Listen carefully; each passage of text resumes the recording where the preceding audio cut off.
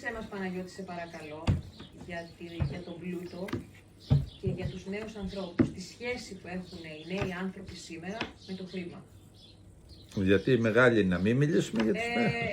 Ναι, να μιλήσουμε, αλλά μας ενδιαφέρει Οι νέοι. η νέα γενιά. Η νέα γενιά. Σε κάθε χώρα η νέα γενιά έχει διαφορετικές σχέσεις με τον πλούτο. Γενικά όμως ο πλούτος έχει να κάνει και με τη ζωή του ανθρώπου. Βαθύς προβληματισμοί. Για να δούμε πιο δυνατά τον πλούτο πρέπει να δούμε αν είναι καλός ή κακός. Πολλοί άνθρωποι πιστεύουν ότι ο πλούτος είναι καλός, αλλά δεν μπορούν να το υποστηρίξουν κιόλας.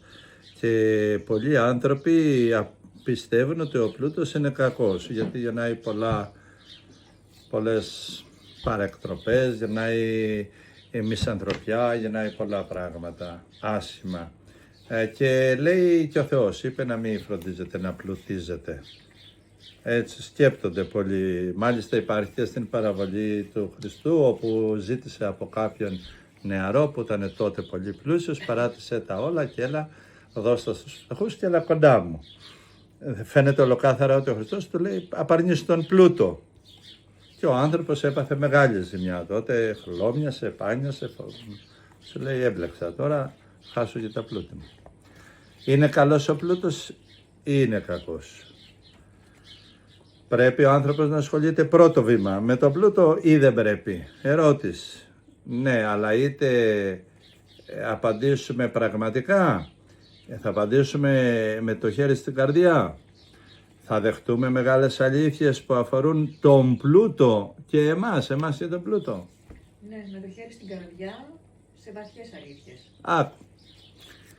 Ο Θεός είναι πλούσιος. Αυτό που δημιούργησε τα σύμπαντα, τα όντα, τα συστήματα, είναι πολύ πλούσιος. Καθόλου πλούσιος. Δεν μπορεί να είναι φτωχός. Πρώτα απ' όλα δίνει αγιότητα. Δεύτερον, δίνει μέρα και νύχτα. Η αρμονία του σύμπαντος, η αρμονία της γεννήσεως, των γεννήσεων, ο φυσικός πλούτος, ο πνευματικός πλούτος, ο διανοητικός πλούτος. Όλος ο άνθρωπος είναι γεμάτος χάρες, επιστήμες, τέχνες, φιλοσοφίες, τραγούδια. Τι θες άνθρωπέ μου, θέατροποίηση, τι θες άνθρωπέ μου, εφευρές, αναλύσεις, εξηγήσεις, τι θες άνθρωπέ μου, Θεός στη γη, για σένα. Το λάβετε πνεύμα Άγιο για σένα, τον άνθρωπο. Πολύ πλούτος, τεράστιος πλούτος. Αν ήταν τόσο κακός ο πλούτος, γιατί να μας κάνει πλούσιους ο Θεός? Ακούστε να δείτε. Έχω δει πλούσιους, λέω, άξιους της κολάσεως. Και έχω δει πλούσιους, άξιους του παραδείσου. Έχω δει φτωχούς, άξιους της φτώχειας τους, της μιζέριας τους. Και έχω δει φτωχούς που είναι άρχοντες και ανώτεροι κάθε πλούτου. Ο πλούτος στα χέρια ενός ώριμου ανθρώπου που υπηρετεί πνευματική αρετή, που υπηρετεί όντως τις δυνάμεις του καλού, είναι εργαλείο, είναι φάρμακο, είναι χειρουργικό εργαλείο, είναι ανθρώπινη δύναμη, κινείται και στη θεϊκή διάσταση, γιατί με την ευεργεσία του μπορεί να σε ανακουφίσει από πόνους, από δυστυχίες, από μιζέριες, από φτώχεια, από αγραμματισύνη, Άρα, πάνω από κάθε πλούτο είναι, πες μου ποιος είσαι εσύ για να σου πω αν είναι καλός ο πλούτος ή κακός. Πες μου πώς θα χρησιμοποιήσεις αυτόν τον πλούτο. Σήμερα παγκόσμια υπάρχουν γίγαντες πλούτου άνθρωποι, οι οποίοι θα μπορούσαν να κάνουν ολόκληρες χώρες από πάμφτωχες πλούσιες. Να ζουν οι άνθρωποι σε άλλο επίπεδο, να έχουν μορφωτικό επίπεδο άλλο, να έχουν κοινωνικό επίπεδο άλλο. Οι καινούριες γενιές εκείνης της χώρας να γίνουν γενιές με μεγάλη δόξα, με ποίηση, με τραγούδι, με θέατρο, με ό,τι μπορείς να φανταστείς καλό. Και τι κάνουνε, λέω κάποιοι. Υπονομεύουν τα ίδια κράτη και τα κάνουν πιο φτωχά. Εντάξει. Πες μου, λέω, ποιος έχει το πλούτο. Από μέρος του Θεού και της πνευματικής διαστάσεως, καμία μορφή πλούτου πνευματικού και υλικού στα χέρια ενός τραχή ανθρώπου, ενός κακού ανθρώπου, για τον άνθρωπο μιλάμε τώρα, έτσι, δεν έχει καμία αξία. Αν είσαι άνθρωπος που με τον πλούτο θα βλάψεις, έχουμε είναι πρόβλημα. Το τι είσαι εσύ είναι πρόβλημα, όχι ο πλούτος. Ο πλούτος, το λέω, είναι σίγουρα καλό. Τώρα, αν εσύ με τα πλούτη του άλλου σκανδαλίζεσαι, δαιμονίζεσαι, θες να του ταρπάξεις, το δαιμονίζεσαι είναι θυμώνεις, σε ενοχλεί, αναστατώνεσαι, αυτό είναι. Λοιπόν, έχεις πρόβλημα πάλι εσύ. Ο πλούτος, επιμένω, είναι καλός. Όλη η ζωή των ανθρώπων στηρίζεται πάνω στην δουλειά τους, στην εργασία τους, πάνω στην τέχνη τους, στην εργασία τους, πάνω στην επιστήμη τους, στην εργασία τους. Όλη η ανθρώπινη ζωή οικοδομείται πάνω στην εργασία και στον πλούτο της εργασίας, της προσφοράς και ό,τι μπορεί ο καθένας να κάνει. Ναι, αλλά πρόσεξε, αυτό γιατί λύνει τις δυνάμεις της επιβίωσης. Ένας πλούσιος είναι πολύ πιο ανοιχτός γιατί δεν έχει το φόβο της επιβίωσης. Μπορεί να έχει το άγχος μην τα χάσει, μπορεί να έχει την τρέλα να τα αυξήσει, αλλά έχει με ένα πλάτος, μια ελευθερία. Ένας πολύ πλούσιος άνθρωπος στον Πειραιά πριν πολλά χρόνια μου έλεγε, ήταν κοντός στο ανάστημα, μου λέει, εγώ είμαι πιο ψηλός από όλους. Έλα ρε, του λέω. Μου λέει, ναι, όπου πάω σκύβουνε, μου λέει, επειδή έχω χρήματα. Και βέβαια μου λέει, εγώ έχω καταλάβει ότι δεν αξίζω όπως σκύβουνε. Και με είχε εντυπωσιάσει. Απλά μου λέει, συνέπεσε, οι γονείς μου ήταν πλούσιοι, οι προγόνοι ήταν πλούσιοι. Ναυτιλία είχε στα χέρια του, τέλος πάντων, όλα καλά. Λοιπόν, ο πλούτος είναι καλός ή κακός. Ο πλούτος είναι καλός στα χέρια του καλό. Είσαι στα χέρια ενός Άγιου, ο πλούτος είναι Άγιος. Στα χέρια ενός τραχή ανθρώπου, το ίδιο και οι κυβερνήσεις, το ίδιο και οι δυνάμεις. Στα χέρια ενός ακατάλληλου ανθρώπου, η εξουσία είναι επικίνδυνο πράγμα. Θα σου πω όμως μια διαφορά στον πλούτο. Υπάρχουν άνθρωποι που δεν πρέπει να μείνουν φτωχοί, γιατί θα είναι πολύ κακοί. Και υπάρχουν άνθρωποι που δεν πρέπει να είναι πλούσιοι, γιατί θα είναι πολύ κακοί. Ένας πλούσιος πηγαίνει σε ένα μέρος εδώ κοντά στην περιοχή μου και χάλαγε, λέει, για μία σαμπάνια, ξέρω εγώ, 1 εκατομμύριο ευρώ. Και λέω, δεν τα έδαινε εκεί στο δίπλα χωριό. Θα ζούσαν οι άνθρωποι 2 χρόνια, 3. Θέλω να πω, δημιουργεί ασωτείες, δημιουργεί κρεπάλες, δημιουργεί ξυπασμό του ανθρώπου, δημιουργεί πολλά ελαττώματα, αλλά δεν φταίει ο πλούτος. Ούτε η φτώχεια. Ο άνθρωπος υπερβαίνει και τον πλούτο αυτό και την φτώχεια αυτή. Ένας άνθρωπος που πραγματικά έχει δει την αλήθεια της ζωής δεν μπορεί να ζήσει εχμάλωτος, ακόμα και αν εσύ τον δέσεις. Μια υπέροχη ιστορία έχει να κάνει με έναν στην Παλιά Διαθήκη, ο οποίος ήταν στη φυλακή και λέει, η γυναίκα ήθελε να τον σκοτώσει, λέει, ελευθέρωσέ τον. Και ο άντρας της κατάλαβε ότι ήθελε να τον σκοτώσει. Και της λέει, δεν μπορώ να τον ελευθερώσω γιατί σκέφτεσαι κακό. Άλλωστε της λέει, έναν ελεύθερο δεν μπορείς να τον ελευθερώσεις. Αυτός της λέει, είναι μέσα στην φυλακή μου, αλλά είναι πιο ελεύθερος από εμένα. Απίστευτο. Λοιπόν, τι επιφέρει ο πλούτος στους ανθρώπους? Εάν ένας άνθρωπος που δεν είναι όριμος με τον εαυτό του και δεν έχει πνευματική αρετή και δεν γνωρίζει τις δυνάμεις και τις διαστάσεις της ζωής, εάν γίνει πλούσιος, ποιος θα μας πει τι θα κάνει, τι θα γίνει? Και αν ο άνθρωπος ο πλούσιος γίνει πολύ φτωχός, το πιθανότερο είναι να ξαναγίνει πλούσιος, γιατί έχει μάθει να κινείται έτσι, έχει μάθει να σκέφτεται έτσι, έχει μάθει να φροντίζει έτσι, έχει μάθει να μεταφέρει τον εαυτό του σε αυτό το πλάνο, αλλά εν πάση περιπτώσει και φτωχός να μείνει, θα μείνει κάτω από την αρχοντιά του, αν είναι άρχοντες, δηλαδή αν είναι πραγματικός. Ένας αληθινά πλούσιος άνθρωπος δεν επιτρέπει στον εαυτό του να είναι στο επίπεδο του κάθε μικρού ανθρώπου. Αν πραγματικά έχει γνωρίσει το πλούτο. Λέω, τι επιφέρει ο πλούτος τώρα στους ανθρώπους? Όλη η ανθρώπινη ζωή στηρίζεται στην εργασία και στο πλούτο, γιατί λύνει τις δυνάμεις της επιβίωσης. Ναι, αλλά όταν εσύ λύσεις στους λαούς τις δυνάμεις της επιβίωσης και δεν έχει ανάγκη ο άνθρωπος, δεν είναι κρεμασμένος, δεμένος στην επιβίωση, αυτόματα έχουμε κάτι πολύ υπέροχο. Έχουμε μια τεράστια διαφορά. Αλλάζει ο άνθρωπος. Όταν ο άνθρωπος δεν έχει το άγχος της επιβίωσης, εκεί μπορεί να εργαστεί πιο ελεύθερα τον καλό εαυτό του ή και τον τραγικό εαυτό του. Αλλά είναι σίγουρα πιο ελεύθερος. Δεν επισκιάζεται από τις δυνάμεις της επιβίωσης. Δεν έχεις δει ότι όλοι οι λαοί και όλα τα συμφέροντα ασκούν εξουσία μέσα από τις δυνάμεις της επιβίωσης. Εγώ στο βιβλίο, στα έργα μου γράφω, δώσ' μου εμένα το φυσικό νερό, να έχω εξουσία στο νερό του πλανήτη. Και εσύ πάρε ό,τι θες, σε έχω στο χέρι. Μπορεί να πεθάνει σαν Άγιος. Εντάξει, αλλά θα κάνω κουμάντο εγώ εδώ, όσο ζούμε στον πλανήτη. Έτσι σκέπτονται μερικοί, δεν τα λέω για μένα. Λοιπόν, δείχνω τον τρόπο. Κατάλαβες. Άρα λοιπόν, στους νέους ανθρώπους που με ρώτησες, Βασιλική, είναι οι άνθρωποι που έχουν εξαρτήσει τον εαυτό τους. Και ερχόμαστε στην ιστορία του Χριστού συνοπτικά να σου πω το εξής. Έγινε μια πολύ μεγάλη συζήτηση στην επίγεια ζωή του Χριστού με έναν νεαρό, πολύ πλούσιο άνθρωπο για τα τότε δεδομένα, ο οποίος αγαπούσε την αρετή, αγαπούσε το Θεό, αγαπούσε τη ζωή, αγαπούσε και τον άνθρωπο, αγαπούσε, αλλά ο άνθρωπος αυτός δεν ήξερε όντως δυνάμεις. Έμαθε για τον Χριστό, για τη διδασκαλία. Ο Χριστός δεν δίδασκε απλά πράγματα, δίδασκε τον άνθρωπο να φύγει από αυτά που τον κρατάνε αλυσοδεμένο και να εργαστεί μέσα του πρώτα την θεϊκή αγάπη, να εργαστεί τη θεότητά του μέσα του, να εργαστεί ο άνθρωπος, όχι απλά την πνευματική αρετή, να γίνει πνευματικό, δηλαδή ποιοτικό, να υπερβεί τον εαυτό του. Πολλά πράγματα.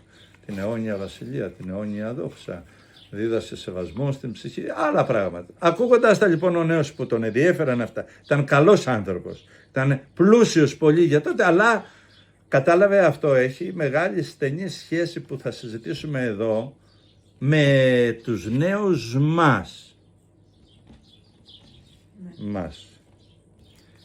Λοιπόν, εκεί γίνεται μια συζήτηση, του λέει διδάσκαλε αγαθέ, έχω ένα θέμα εγώ. Το θέμα λοιπόν του λέει που έχω είναι ότι εγώ επί πολλά χρόνια αναζητώ την πνευματική αρετή, αναζητώ να καλλιεργήσω την αγάπη του Θεού μέσα μου. Καταλαβαίνω ότι ο άνθρωπος δεν ανήκει σε αυτό το κόσμο, είναι προσωρινός, περαστικός. Αυτά στα λέω εγώ λίγο πιο αναλυμένα για να βοηθήσω αυτούς που θα μας ακούσουν και μιλάμε για αυτούς που θέλουν να ακούσουν. Κατανοητό. Γίνεται η συζήτηση εκεί, ο Χριστός μένει πολύ σιωπηλός και τον κοιτάζει, μάλιστα λέει τον συμπάθησε. Ήρθε σε θαυμασμό για τον αγώνα που είχε κάνει. Να είσαι πλούσιος στη τότε εποχή ή και στη σημερινή. Να μπορείς να κάνεις τα πάντα, ό,τι γουστάρεις, την τρέλα, αυτά. Και εσύ να μην τα κάνεις γιατί θες την πνευματική αρετή. Θες ένα ωραίο όριμο νου, θες μια ωραία σχέση, θες μια ωραία αγκαλιά. Σε ενδιαφέρει το αληθινός φίλος, δεν σε ενδιαφέρει να εκμεταλλευτείς. Θα δουλέψεις, έχεις επιχειρήσεις, έχεις αυτά, Και λέει, ναι, του λέει, εγώ τα έχω κάνει αυτά, αλλά μέσα μου δεν έχω τη χαρά της ζωής, δεν έχω τον έρωτα της ζωής, δεν έχω την γιορτή της ζωής, δεν έχω την αιώνια ζωή, δεν έχω, το νιώθω, του λέει, δεν έχω. Πασχίζω, προσπαθώ, είναι σαν αθλητής που σου λέει, κάνω τη γυμναστική μου, κάνω τις ασκήσεις μου, κάνω τη σωστή διατροφή, αλλά δεν έχω καλό σώμα. Τι γίνεται με μένα? Λέει ο Χριστός, τι να κάνω, του λέει, για να κερδίσω την αιώνια ζωή.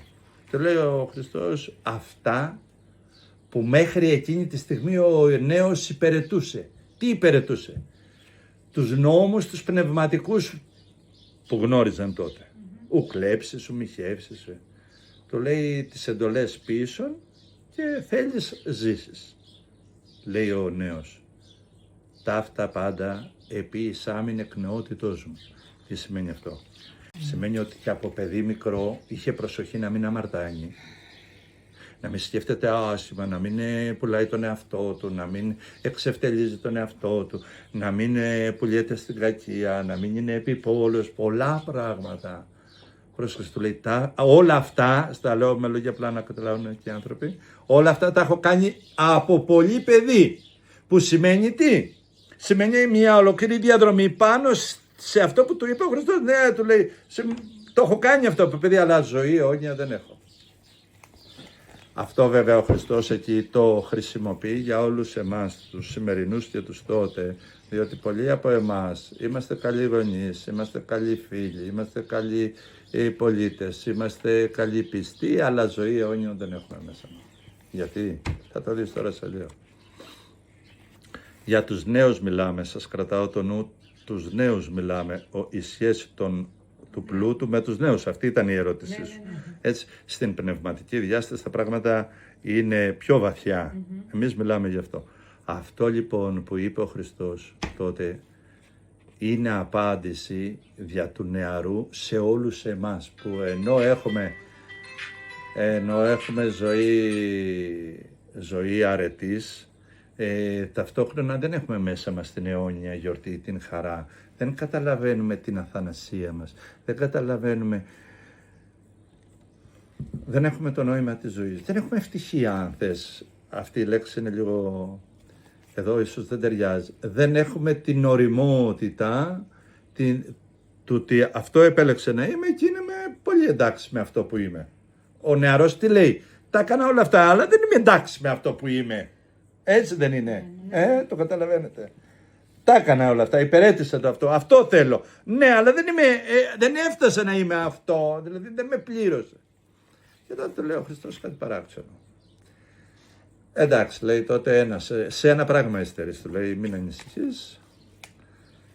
Δώσε όλο τον πλούτο, πήγαινε μοίρασέ τον στους φτωχούς και έλα να με ακολουθήσεις. Θα ακολουθήσεις τη δική μου διαδρομή. Εκεί δεν είναι τυχαίο που το λέει ο Χριστός. Στον συγκεκριμένο άνθρωπο. Γιατί ήταν ένας καλός άνθρωπος και έκανε καλή διαχείριση του πλούτου του και της ζωής του. Ανώτερος πλούτος πάντων είναι ο χρόνος που έχεις στην εδώ ζωή σου. Λίγο πιο πέρα μπορεί να κλείσει η σελίδα της ζωής μας. Ο αυθεντικός μας πλούτος είναι το λίγο, το παρόν που ζούμε τώρα και όσο κερδίζουμε. Λοιπόν, τι του είπε ο Χριστός? Πήγαινε πλούτα. Ερώτηση τώρα. Θα πήγαινε δώστα, χάρισε τα όλα.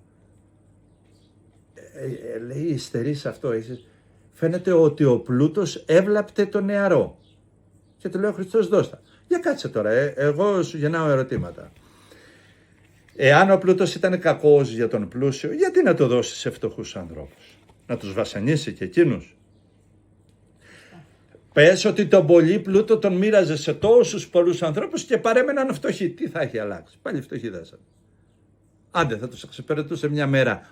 Δηλαδή ένας πάμπλουτος άνθρωπος, αν μοιράσει όλη του την περιουσία στον μισό πλανήτη από, ξέρω εγώ, 5-10 ευρώ, 1000, δεν ξέρω πόσα πλούτη έχει, πάλι φτωχοί δεν θα μείνουμε εμείς. Πολλοί είναι φτωχοί. Είναι πολλοί στον πλανήτη.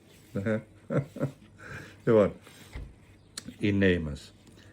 Λέει, δώσ' τα όλα και έλα να με ακολουθήσεις.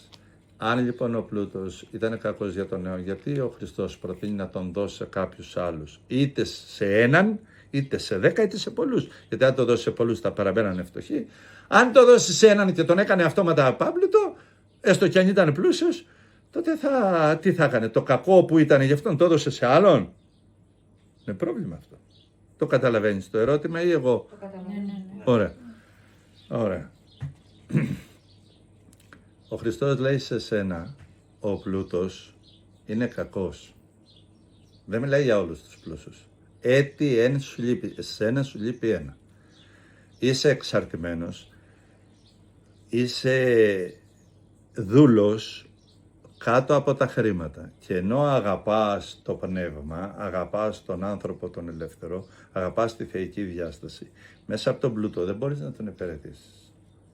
Δώσ' τον πλούτο σε ένα κοσμικό, σε όσους θέλεις, τέλος πάντων χάρισέ το στους φτωχούς, του λέει, και έλα να ακολουθήσεις το δικό μου πνεύμα, τη δική μου διαδρομή, την θέωση δηλαδή του ανθρώπου.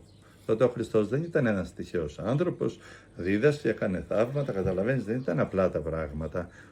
Εκείνος όμως ήταν τόσο προσδεμένος με τα χρήματά του, με τη ζωή του, με το μοντέλο της ζωής του, με την αρετή η οποία ήταν εκφρασμένη όμως και επισκιασμένη από τον πλούτο που είχε και την θέση που είχε.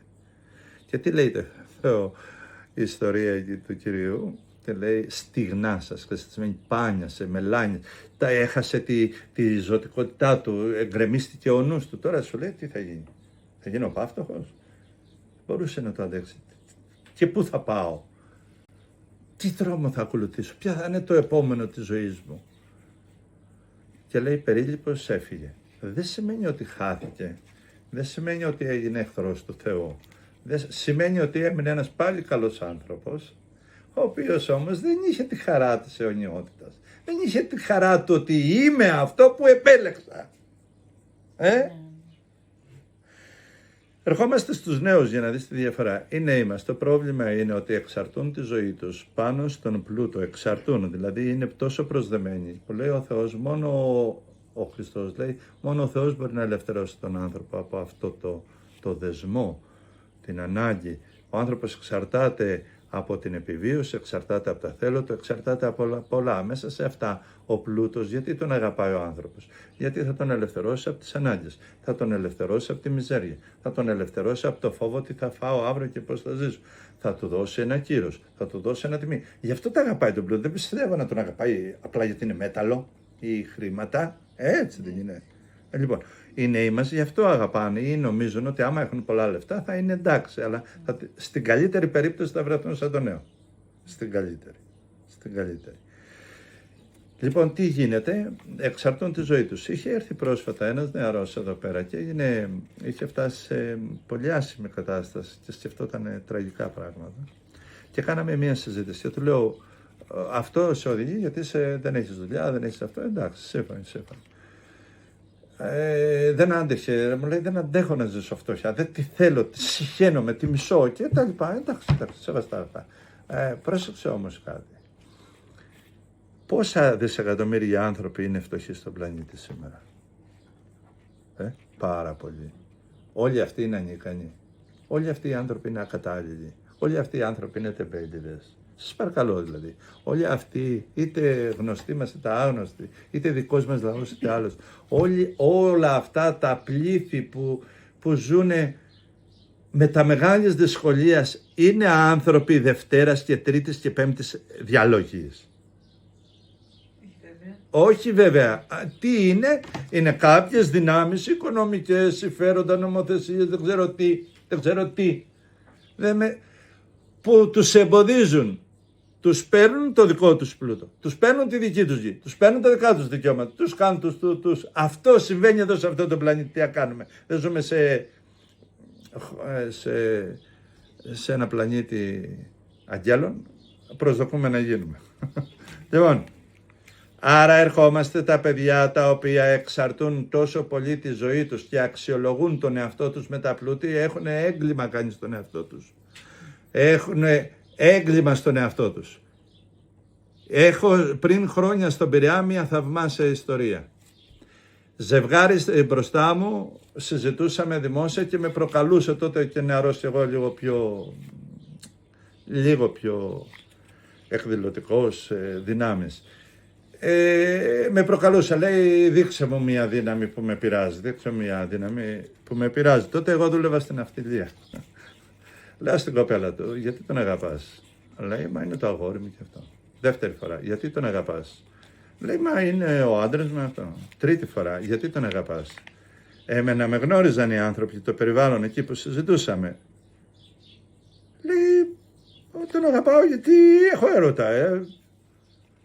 Λέω πάλι, γιατί τον αγαπάς? Σε σημείο να αρχίσει να θυμώνει μαζί μου. Δεν μπορεί να με ρωτάς το ίδιο πράγμα. Και λέει γιατί έχει λεφτά. Της έβγε το αυθόρμητα μέσα στο θυμό που φάνηκε σε όλους και λέει αυτός, τι μαλακία είπες? Στην κοπέλα του. Πρόσεξε, και όταν πιάνω του λέω, αυτό που έκανες είναι λάθος. Σε αγαπάει για αυτό που εσύ λατρεύεις, για αυτό που εσύ αξιολογείς τον εαυτό σου. Είναι πολύ τίμιο, του λέω.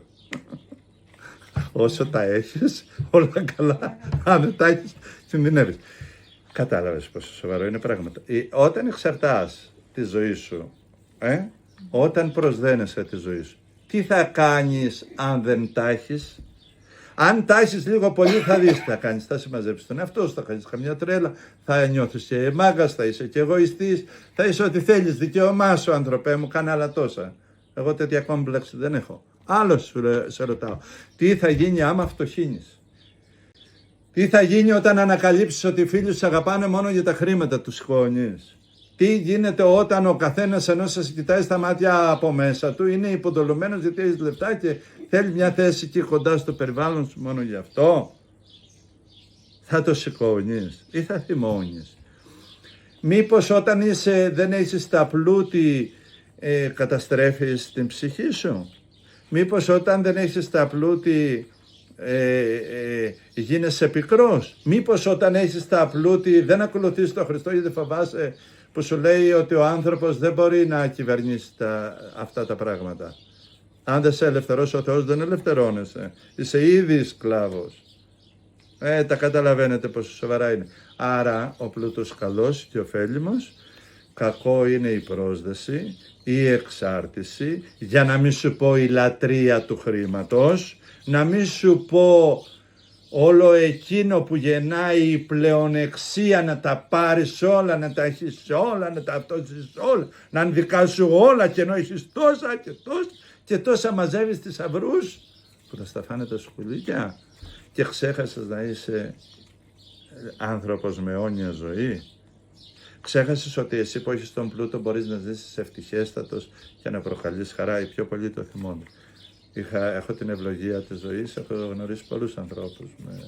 Δεν είμαι ούτε υπέρ τους ούτε κατά τους. Είπα, πλούσιος άξιος παραδείσου, πλούσιος άξιος κόλασης. Αλλά και φτωχός άξιος παραδείσου και φτωχός άξιος της μιζέριας του και της κακομοιριάς του. Έτσι, Λοιπόν, τα νέα μας παιδιά να μην εξαρτούν τον εαυτό τους καθόλου στο χρήμα. Οι δυνατοί άνδρες δεν εξαρτούνται ούτε στο χρήμα, ούτε στις αγάπες των άλλων, ούτε των πιο δικών τους.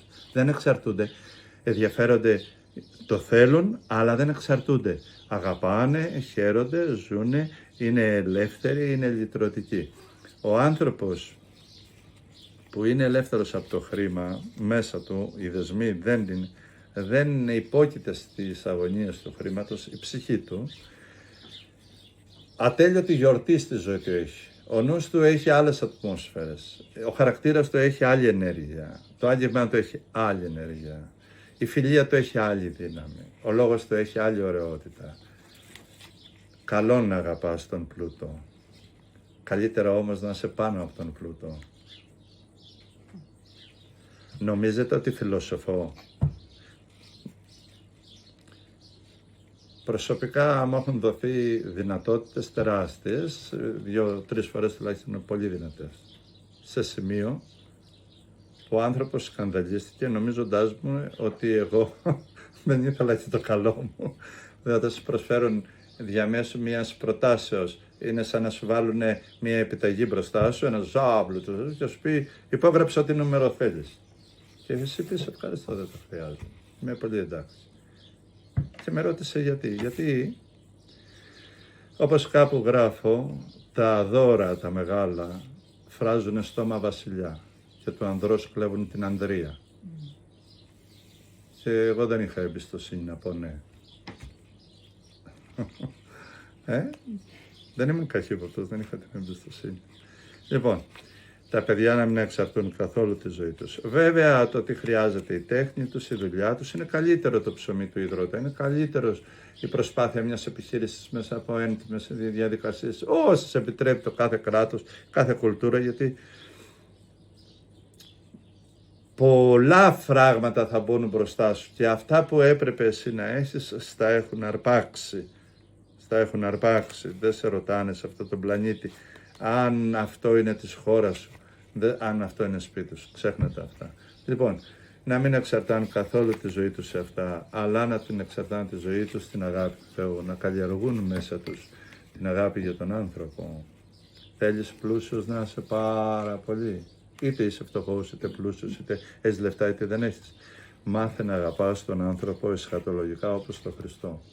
Η αγάπη για τον άνθρωπο φέρνει όλους τους πλούτους πνευματικούς και υλικούς. Ή θα το πω αλλιώς, όταν έχεις ολοκληρωμένη αγάπη για τον άνθρωπο και η φτώχεια σου και τα πλούτη σου θα υπηρετήσουν το Θεό, τον εαυτό σου και τον συνάνθρωπο. Θα είσαι πολύ ευλογημένος.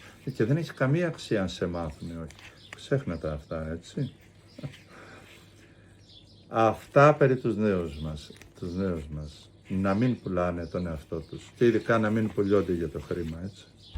Τα κατάλαβες αυτά? Κατάλαβα, ναι. Ευχαριστούμε πάρα πολύ. Και εγώ ευχαριστώ, παιδιά.